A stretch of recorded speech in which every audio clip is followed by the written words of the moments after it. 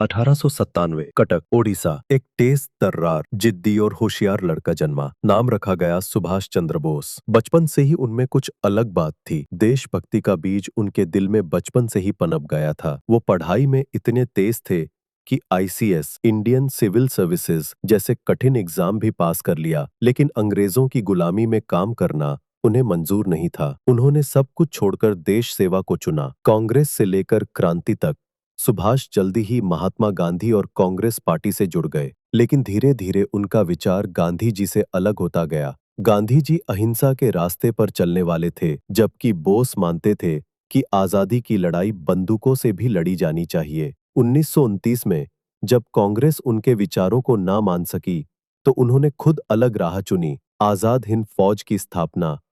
दूसरे विश्व युद्ध के दौरान सुभाष चुपचाप जर्मनी होते हुए जापान पहुंचे। वहां उन्होंने भारतीय युद्ध बंदियों को साथ लेकर आजाद हिंद फौज आईएनए बनाई। उनका नारा था, तुम मुझे खून दो, मैं तुम्हें आजादी दूंगा। आईएनए ने अंग्रेजों से लोहा लिया, भारत के झंडे को कोहिमा और इम्फाल में फहराया।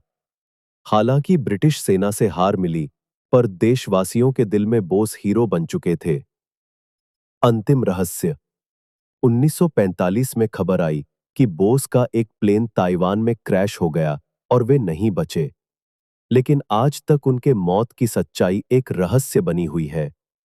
कुछ लोग मानते हैं कि वो जिंदा थे और छिप कर रहे। नेताजी सुभाष चंद्र बोस का जीवन हमें सिखाता है कि सपने सिर्फ सोचने से नहीं, लड़ने से पूरे होते हैं। उनका बलिदान, साहस और जुनून भारत की आजादी की नींव था। Quotes to remember. स्वतंत्रता एक जन्मसिद्ध अधिकार है और हम इसे लेकर रहेंगे। तुम मुझे खून दो, मैं तुम्हें आजादी दूंगा।